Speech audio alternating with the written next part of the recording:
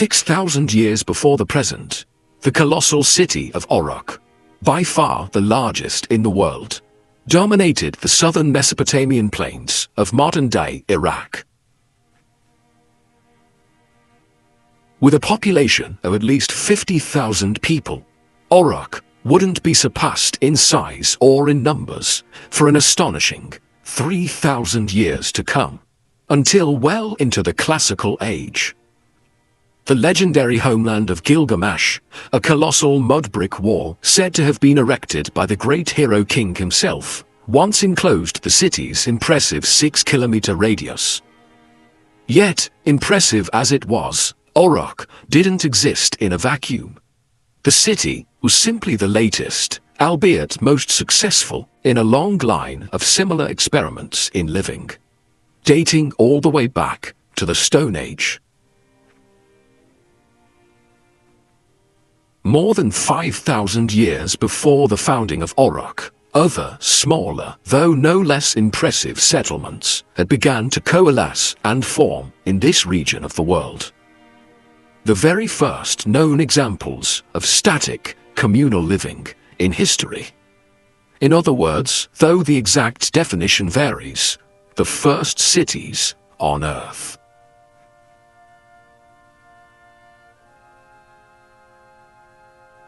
The most well-known of these settlements, perhaps due to its often cited links to the biblical walls of Jericho of the Old Testament, remains arguably the most impressive of all. Jericho is a place of firsts. Here, 5,000 years before Uruk, can be found the first known settlement in history to be surrounded by walls. Some of the earliest evidence of cooperation between a group larger than a single clan or kinship. The first significant evidence of large-scale communal labor. And, when it was first discovered, the first tower, complete with wall steps, in history. What makes this especially striking is that besides a scattering of mysterious pictographic symbols, writing wouldn't develop for thousands of years to come. Even pottery didn't exist yet, though, nevertheless, these people still came together here all those millennia ago and achieved something astonishing. We don't know where they came from. We don't know their ethnicity. We don't know who their gods were. But we do know this may be one of the first places on Earth where animals were domesticated and agriculture experimented with on a wide scale. All of this was achieved an astonishing 11,000 years before the present, just a few centuries after the end of the last ice age, a time when woolly mammoths still walked the earth. What makes Jericho all the more fascinating is that, unlike other sites such as Uruk, which always rested upon fragile ecological roots and altering river courses, the spring here has never dried up, meaning people still live here today. This is the story of Jericho, one of the oldest cities on Earth.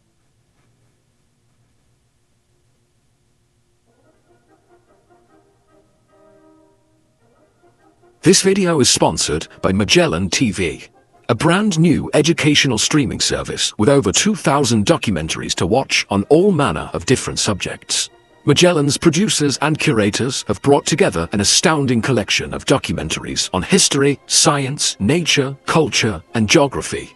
These include films, series, and exclusive playlists you can't find anywhere else. Like Netflix, this is a streaming service, but made just for documentary lovers and knowledge seekers. You can watch Magellan anywhere at any time on any device directly through the high-quality app, which also offers a wide selection of content in 4K at no extra cost. There are no ads or limited access at any time, and the best part, new documentaries are added on a weekly basis.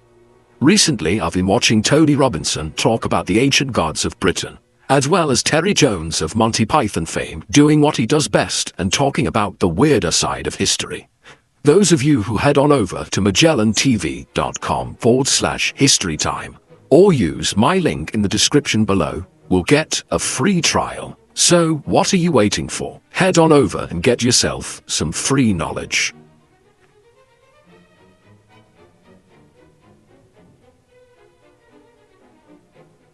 In January 1951, an airplane touched down in the Middle East. On board sat one of the rising stars of archaeology, an academic discipline then undergoing a renaissance of new scientific methods, pioneered by such scholars as the Egyptologist Flinders Petrie, as well as a revolution in scholarship ushered in by the implementation of radiocarbon dating, a technique which allowed researchers to accurately date their findings for the first time. Unlike archaeologists of the previous generation, perhaps best exemplified by Heinrich Schliemann, the swashbuckling discoverer of Troy, whose methods essentially amounted to bulldozing through ancient cities in search of information, much of which was discovered, though untold more lost forever. This new corps of scholars sought to meticulously uncover sites from the top down, whilst causing as little damage as possible. That archaeologist was Kathleen Kenyon, a student of the famous Sir Mortimer Wheeler and daughter of the director of the British Museum. Kenyon had been called in to the shores of the Dead Sea to investigate a particularly interesting and controversial site. For this wasn't the first time the city of Jericho had been excavated. 20 years earlier, fellow British archaeologist John Garstang had undertaken a 6-year investigation of the site, eventually surmising it to be the site of the famed walls from the Old Testament, destroyed by the Israelite Joshua to the trumpet. Though still associated with this story today, Garstang's conclusions received fairly heavy criticism, and finally, by 1951, with the chaos of the Second World War somewhat subsided, Kenyon had been called in to make her own conclusions.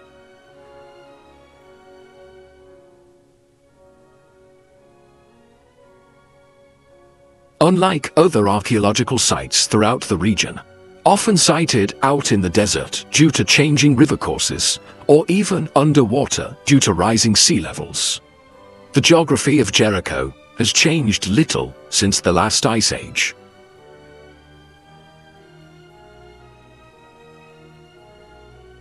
Sitting comfortably between two mountain ranges and the Dead Sea, it not only rests in a naturally defensible location, but underground water supplies have fed the oasis here for as long as humans have lived in the region. A thriving town, modern Jericho stretches over an area of some 15 kilometers, encompassing lush fields and orchards in a seemingly barren landscape due to the abundant underground water supplies. The actual work, however, was to be done at a solitary mound rising up over the settlement on one edge of town, known today as Tel Es Sultan. On first glance, Tel Es Sultan might have appeared to be a naturally occurring hill, especially before archaeological work had been carried out. Yet, in actuality, it is so much more. The hill itself is far from natural. Like all tells, it is actually the result of thousands of years of collapsed mud brick architecture. A mountain of the debris of previous cities, which collapsed, were leveled and eventually built over by successive generations down over the long millennia. As she approached the site, Kenyon knew that it was old. But just how old? She, nor anyone else, had any idea. The techniques Kenyon and her colleagues used are known as stratigraphic excavation, meticulously noting soil layers as they dug, in order to date the various layers of habitation and get an accurate sequence of events. After some initial digging work, and a re-evaluation of Garstang's conclusions, Kenyon decided there simply wasn't enough evidence to conclusively make the biblical connection. As often happens with archaeology, more digging was needed, and Kenyon called in for backup. In the next year, a small army of laborers arrived at the site and work began. They wouldn't be finished until 1958, some 6 years later, by which time Jericho had become one of the most famous archaeological sites in history.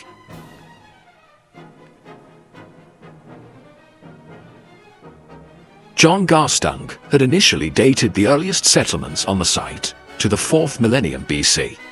As far as most scholars at the time were concerned, the widespread domestication of agriculture and animals had only occurred around 1,000 years or so earlier.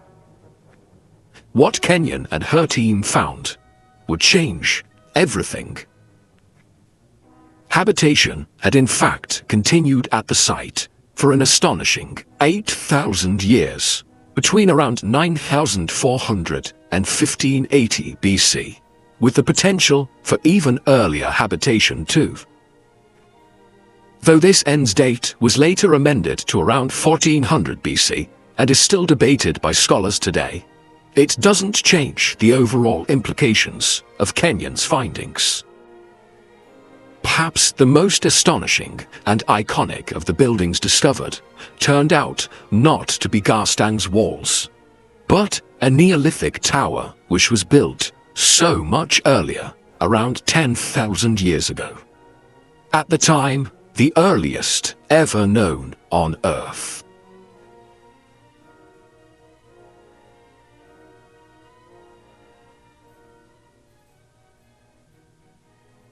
Today, more than half of the world's population live in cities. But there was once a time when this was far from the case. Up until around 11,000 years ago, the Earth had been locked into a seemingly endless ice age for eons. 25,000 years ago, reaching the coldest point of the last ice age, known as the last glacial maximum. From then on, however, a steady and gradual melt kicked in. Finally, after a brief return to cold conditions, known as the Younger Dryas, which may have in part helped kickstart agriculture out of necessity due to the difficult conditions it ushered in, the entire world returned to its pre-Ice Age warm period.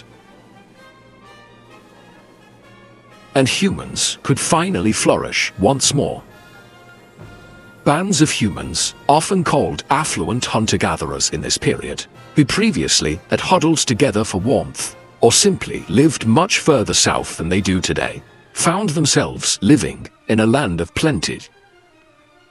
They hunted game, collected wild plants and grasses, and traveled from region to region, living a nomadic existence. By around 9,500 BC, groups of these people began to coalesce at natural springs, oases, and particularly abundant rivers in the wide arc of the Middle East we know today as the Fertile Crescent, due to its abundant food supplies. To either voluntarily or involuntarily due to environmental pressures, begin a new experiment in human living. Helped along their way by the uniqueness of the grasses and seeds in this area, some of which could be cultivated and replanted by human hands, rather than simply gathered, and thus give a near inexhaustible food source for the future.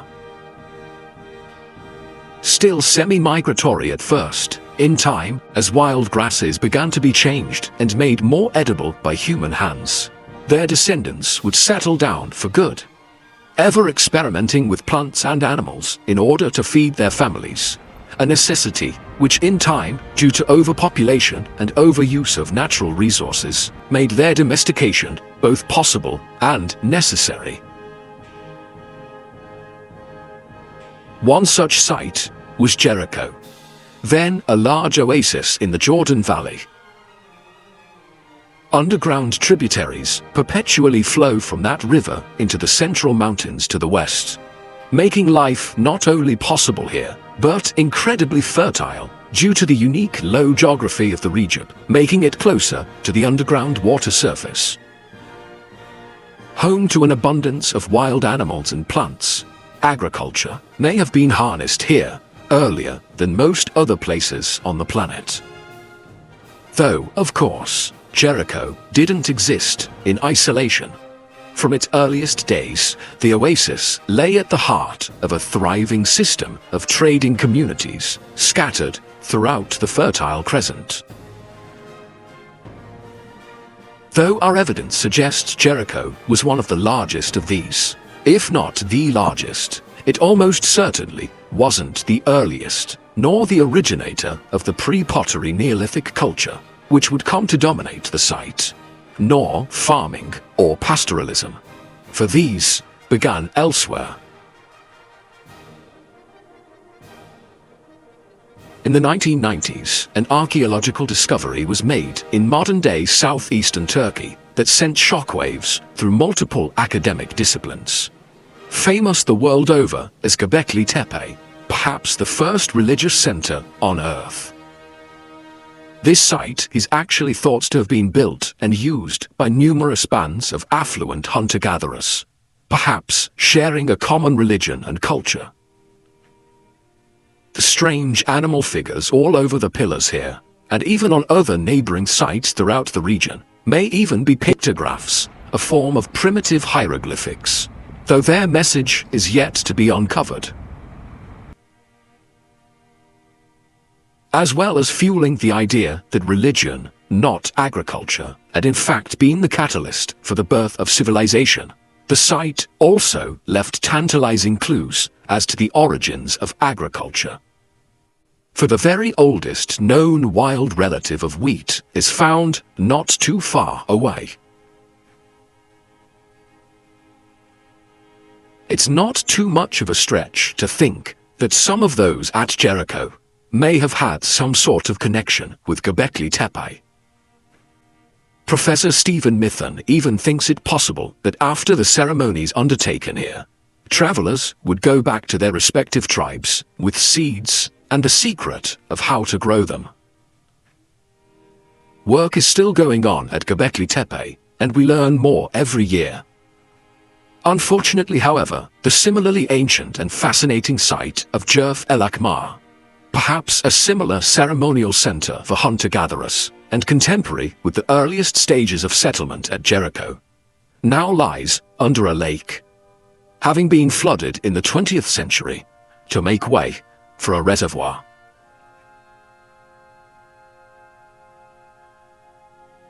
This begs the question whether religion, in fact, was the prime mover in forming the first cities. Perhaps at first beginning as a ceremonial center like Göbekli Tepe, and eventually, over time as people gathered, they began to settle down and build a community.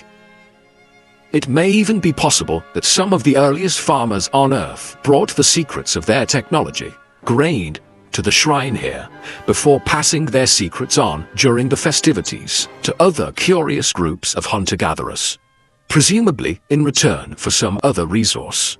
In turn, they then could have brought the seed back with them to their homeland, along with other resources, such as obsidian in Jericho's case. Maybe the grain even had a ritualized religious quality about it. We may never know for sure, but what we do know is that by around 9000 BC, vast changes in stone technology and a whole new way of life came to the Fertile Crescent. For this was the Neolithic Revolution, the moment when people first adopted farming, raising animals, and communal living.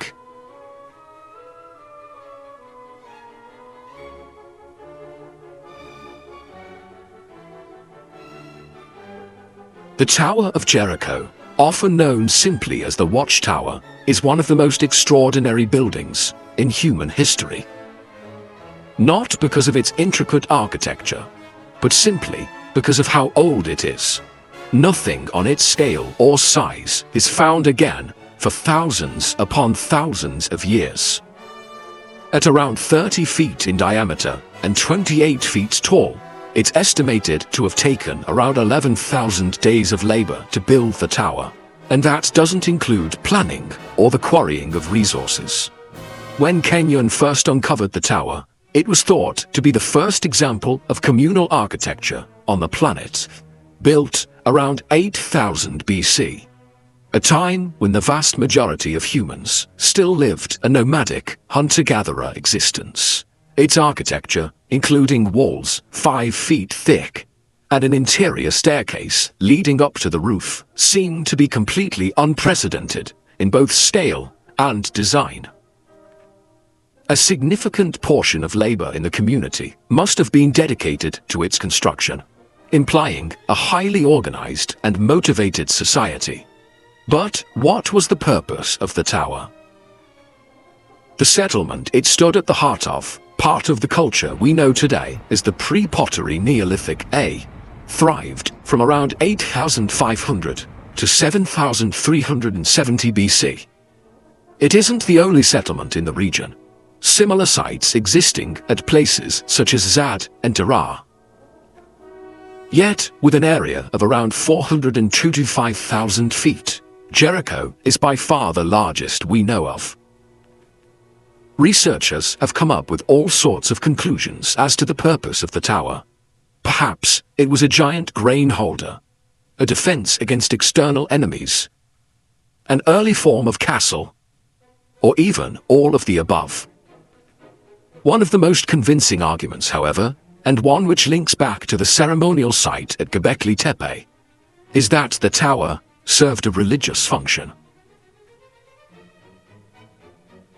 The religion of the pre-pottery Neolithic people is still heavily debated, and though we'll probably never know exactly how it worked, we can find parallels with other contemporary, earlier and later sites. Scholars such as Maria Gimbutas see a cult of the mother goddess holding sway over the Fertile Crescent, interpreted in sculptures and artwork all over the region, even arguing that this inspired the leap to agriculture. Yet this remains a controversial idea, and others argue for male animalistic deities, often depicted with phalluses on sites such as Göbekli Tepe. Perhaps the horns of wild cattle buried underneath houses at pre-pottery Neolithic Jericho could be related to this animal cult. The tower itself contains tantalizingly little evidence. There is no pottery here, no bones or burials underneath it, and it is not linked to the other fortifications or buildings at the site. Yet, what else but religion, the very worldview of these people, could have motivated a construction such as this? Perhaps the tower facilitated accurate observations of the sky, both stars and the sun, or even their worship, doubling up as an observatory and temple. We know that in later ages, shrines and sanctuaries of deities would often be built on raised platforms in order to get closer to the heavens. This happened throughout the Americas, and even in the Greek and Roman world, with augurs on the Capitoline Hill looking to the birds to find their destinies. This tradition even survived into early Christianity, with late classical aesthetics living atop giant pillars to commune with God. Could the tower at Jericho be an early example of this tradition? And if so, who exactly was doing the communing, taking on the role of intermediary between the community below and the gods above?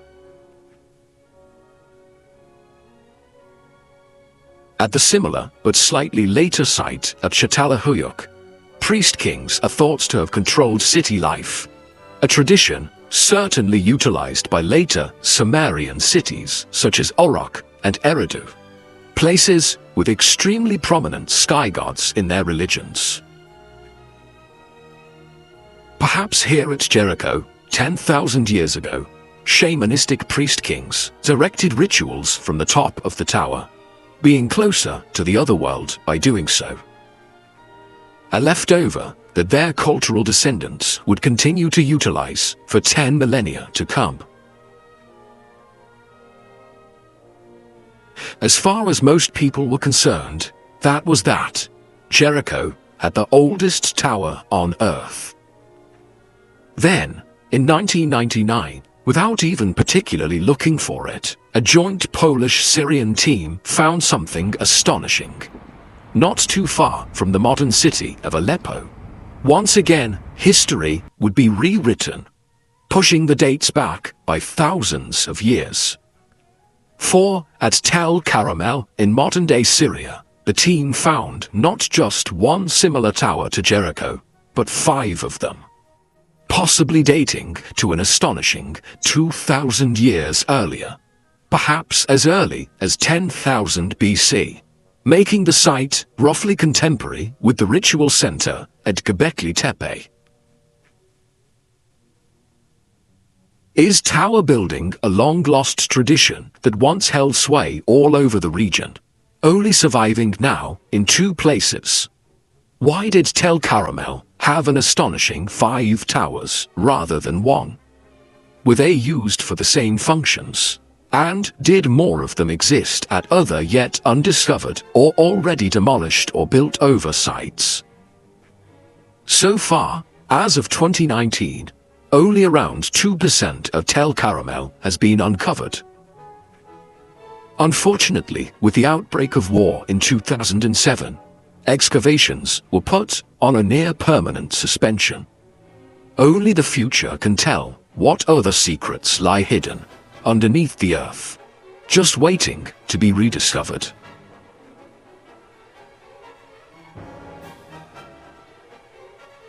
A city is usually defined as a place containing both living quarters as well as religious and civic buildings. The tower at Jericho may have been both of the latter, sharing a religious as well as societal function by binding together the people of the region with a common cause.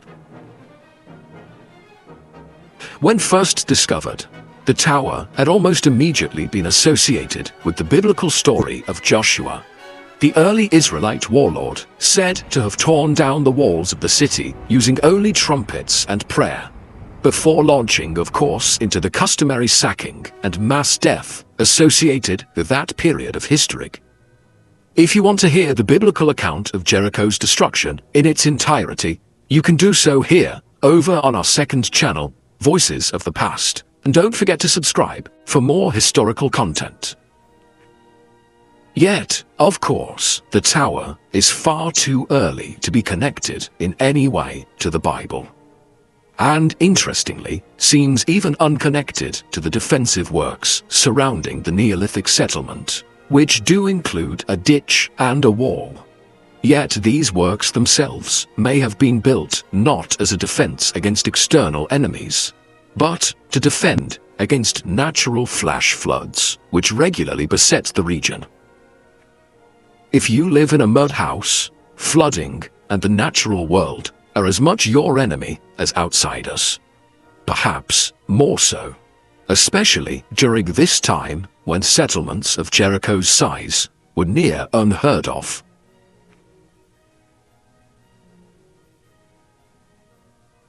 The similarly ancient city of Çatalhöyük, for example, in modern-day Turkey, which reached its height slightly later than Jericho, has rather unorthodox architecture, having no streets and the houses only being accessible via ladders onto the roofs.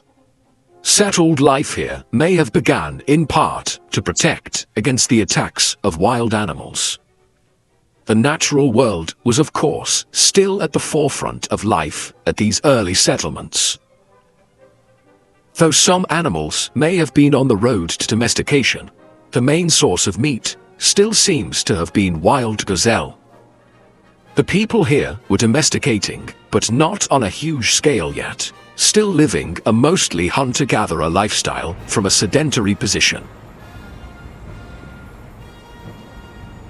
The remains of gazelle, cattle, boar, sheep, and goat are found at Jericho, some of which may have been domesticated, though evidence is scarce, and it remains difficult to differentiate between wild and domesticated animals in the archaeological record. Maybe wild animals were being trapped and kept as food, A wild animal can be kept in a cage and fed before being eaten. It doesn't have to be domesticated. That takes a long time and many generations. The other major food source for these people was, of course, agricultural produce, including wheat, barley, peas, and beans, all of which had been gradually adapted from wild ancestors. The people at Jericho lived in round houses, around 14 feet in diameter, with sunken mud plaster floors. Each dwelling seems to have been pretty much identical, each with their own grain storage area, suggesting that every household had control of their own food, quite possibly being independent in terms of food production.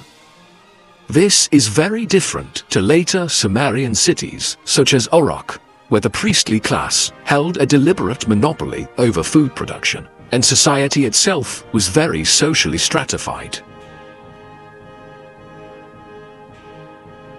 Also, the houses at Jericho seem to be scattered at random throughout the site, each perhaps lived in by a distinct family or kinship group. Perhaps each of them descended from the tribes who had first come to the city to work together all those centuries before. Rather than being grouped by profession and class like in later Sumerian cities, people seem to have been grouped around tribal houses, suggesting little social distinction and differentiation between the lowest and highest levels of society.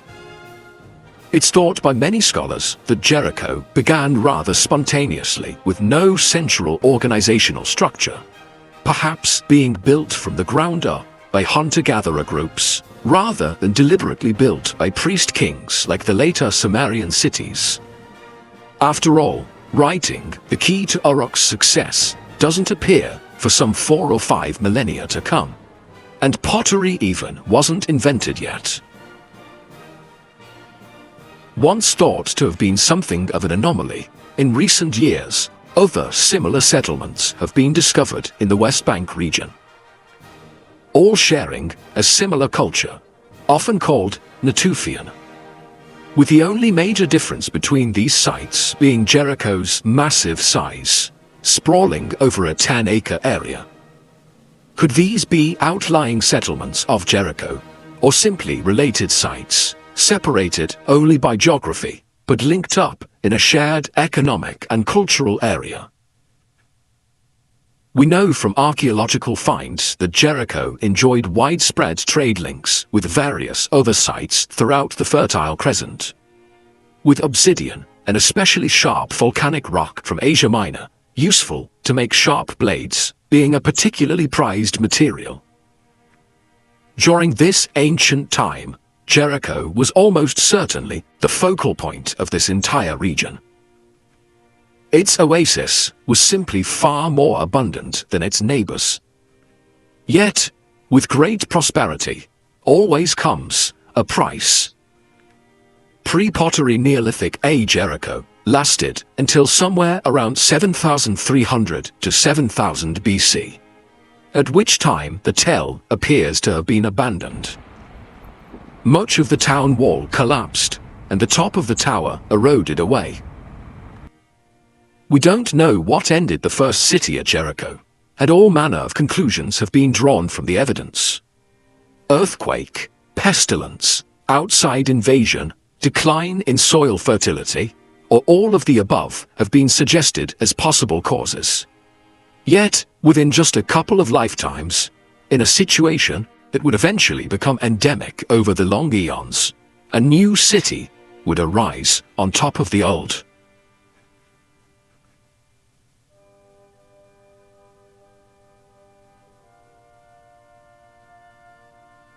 One of the most iconic finds at Jericho dates not to the pre-pottery Neolithic period of the watchtower, but to the next settlement to arise in the city's long history.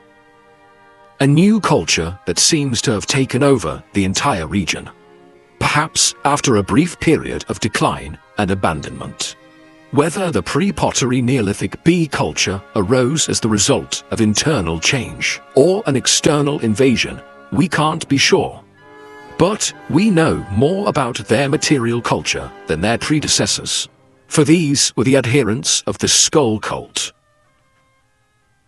Perhaps one of the earliest known examples of ancestor worship. Kathleen Kenyon, living through an age of war and chaos, saw the pre-pottery Neolithic bee culture as a hostile, conquering people who drove out their predecessors through fire and bloodshed. Though in actuality, this isn't at all clear and could have been a natural progression from the previous people, perhaps after environmental devastation. We know that this new group were probably more populous than their predecessors, perhaps growing to a settlement of around 2,000 people, all defended by a new, substantial wall. The round houses of the previous city were replaced by rectangular, sometimes two-storied buildings, suggesting a definitive cultural shift. Like their predecessors, houses here were still made of mud brick, but were organized around rectangular courtyards, with gypsum floors and plastered walls, often painted red with ochre. We know these dwellings were furnished with reed mats, and perhaps paintings, such as those at the contemporary city of Catalhoyuk, once adorned the walls, though evidence for this is scant. Though people still continued to hunt here, gazelles making up nearly half of the bones found in the archaeological record. Animals had definitely been domesticated too, with auroch, pigs, and goats showing up in significant numbers. There is also evidence at other sites too, of round houses being replaced by rectangular ones around this time, with a phase of fire destruction in between. Perhaps most notably at Beta in modern-day Jordan, near the Nabatean city of Petra. Interestingly, 2 rooms were discovered here that may have been used for ceremonial purposes, along with 2 small figurines, thought by some to represent fertility deities. Also found throughout the region are animal and human-like figures, perhaps representing ancestors or spirits.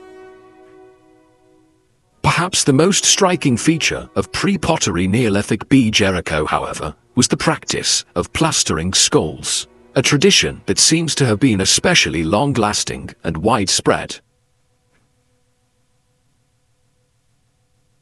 Upon death, the skull would be removed from the body, perhaps after being left outside to be picked clean by animals, or after a period on show for the community.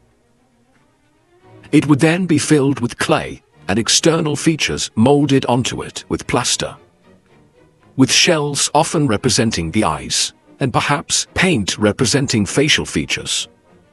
It seems that the body would then be buried underneath the household, with the skull seemingly left on display.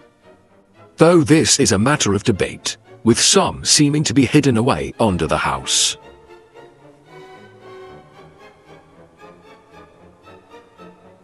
Evidence of similar practices has been found at neighboring contemporary sites, such as Sheikh Ali, south of the Sea of Galilee, Tel Ramad near Damascus, Beta near Petra, and Catalhoyuk in Turkey. But what was the purpose of dressing skulls like this? A minority of scholars view these as trophies taken from defeated foes, akin to later headhunting traditions found as far afield as Polynesia and Celtic Europe. Others see them as talismans to ward off evil spirits or ghosts of the deceased. The most likely answer, however, is that they're an example of a religious tradition found all over the world throughout history, particularly in early farming communities, such as those later found in Britain during the Neolithic period. Veneration of the ancestors.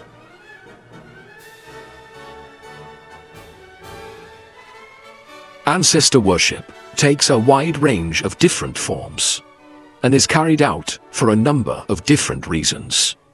It demonstrated continuity between past and present generations, perhaps preserving the wisdom of the generations that came before. It may also have been an early form of property claim, with household ownership being demonstrated through ancestral display. They may also have been simply some of the earliest portraits in human history, looked on to remember dearly missed loved ones.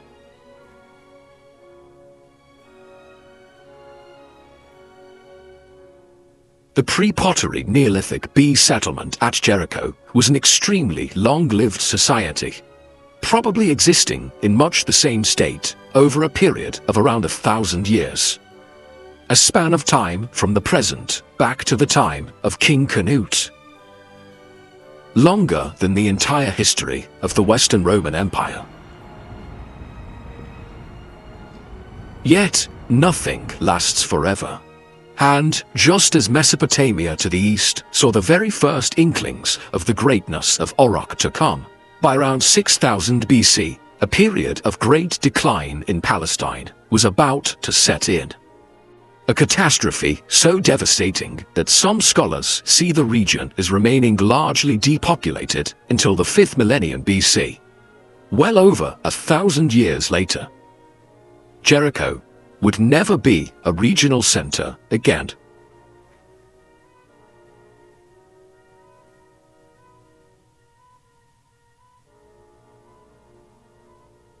The lengthy period of 2.5 millennia which separates the pre-pottery Neolithic B settlement from the Chalcolithic, or Copper Age, isn't easy to account for.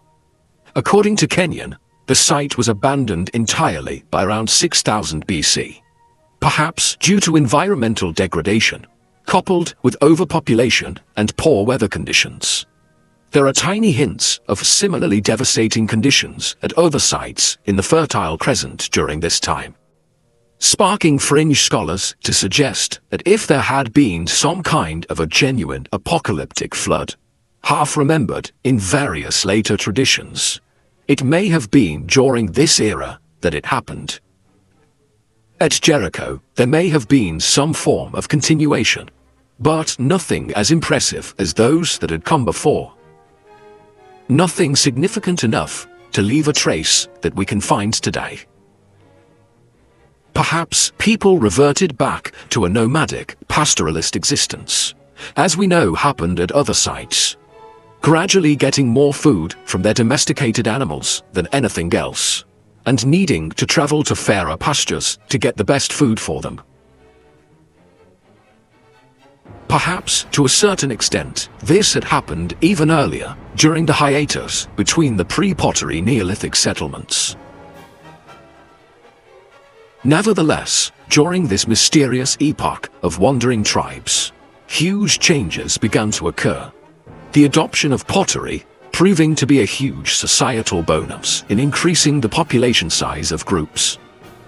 Now, food could be kept safe from vermin and stored away for leaner times. Towards around 4000 BC, another huge improvement arrived too, perhaps initially brought south from Anatolia, as obsidian had been in previous generations. That technology was, of course, metallurgy, and soon it would change everything.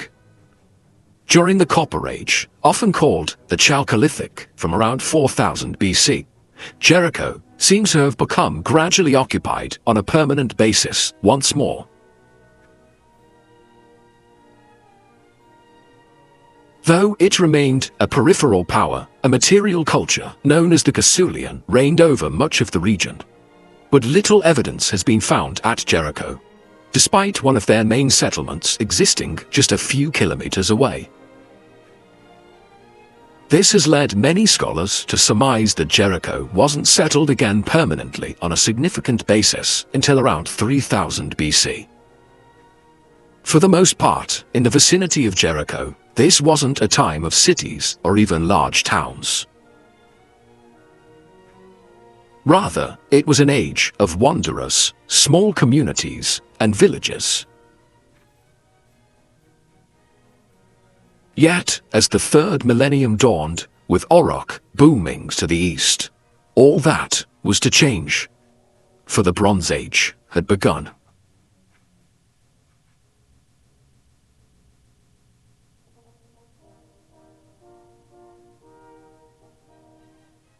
By around 3000 BC, though astonishingly little is known about it, Jericho was once more definitively occupied. This time by a regional power wielding a cutting-edge new technology: bronze working. This was a period of writing in Mesopotamia and Egypt, though apparently not yet in Palestine. Although walled cities with solid defenses and ramparts did become increasingly common, Jericho was no exception, and before long, defensive ramparts were built, and presumably some sort of an army maintained.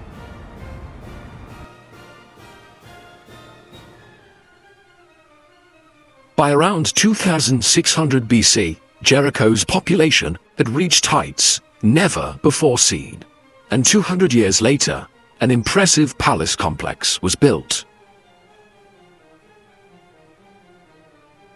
There was nothing particularly remarkable about Bronze Age Jericho, which in truth had always been much better off when its neighboring powers weren't as powerful, allowing it to flourish as an independent state. This, of course, wasn't always the case, and by around 2300 BC, city life collapsed, perhaps in part due to warlike neighbors, but no doubt the old enemy of environmental catastrophe also having a part to play. Until around 2000 BC, the people at Jericho may have lived a semi-nomadic lifestyle once again. Yet, soon enough, a second Bronze Age Jericho would arise, the greatest yet seen. Significant archaeological data exists for Middle Bronze Age Jericho, including a vast cemetery containing vertical shaft tombs and underground burial chambers. The elaborate funerary offerings contained within, perhaps reflecting the emergence of local kings. The city itself was surrounded by an extensive defensive wall, complete with rectangular towers and ditches. It's likely that these fortifications, the same seemingly destroyed by around 1500 BC, are the ones talked of in the Bible, allegedly in connection with Joshua and the Israelites. Yet, nevertheless, all that grandeur was about to be overshadowed. Not from Mesopotamia, where the great city of Orok, long since having dwindled in size, now finding itself overpowered by its descendants, but from another cradle of civilization, this one to the south and the west.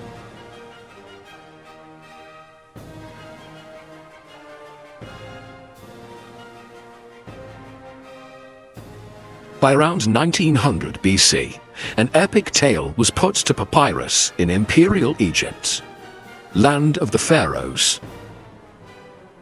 Compared to Shakespeare by some, the tale of Sinew is widely considered one of the finest works of ancient Egyptian literature. Set during the 20th century BC, close to 4,000 years ago, Sinew is an Egyptian official who flees from the imperial court after overhearing a suspect conversation connected to the death of the king. Eventually getting back to Egypt as an old man after various travels and adventures amongst the warlike people of Canaan to the north. This is the land of Jericho, and the story provides us with one of our earliest glimpses into life here outside of the archaeological record.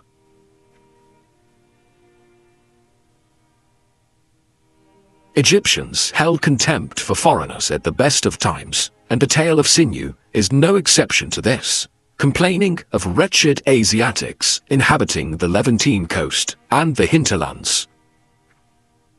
Though thought to be mostly fiction, the tale belays the reality that Egypt had a huge amount of influence on the region. In time, this would become a stranglehold, one that wouldn't fully be broken for close to 1,000 years. In the centuries to follow, inscriptions all over the region talk of Egyptian victories and conquests, and in all likelihood, Jericho was either populated in part by Egyptian colonial administrators or by pro-Egyptian subject peoples, probably Canaanites. A hypothesis that is further evidenced by the Amarna letters and the lack of mention of Jericho in the Egyptian curse tablets, written to smite enemies during this time.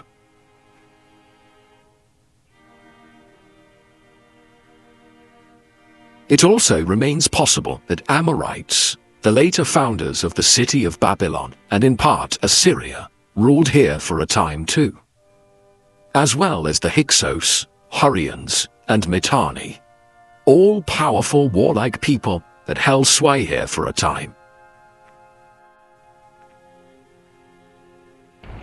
Between around 1700 to 1550 BC, Jericho reached its greatest heights.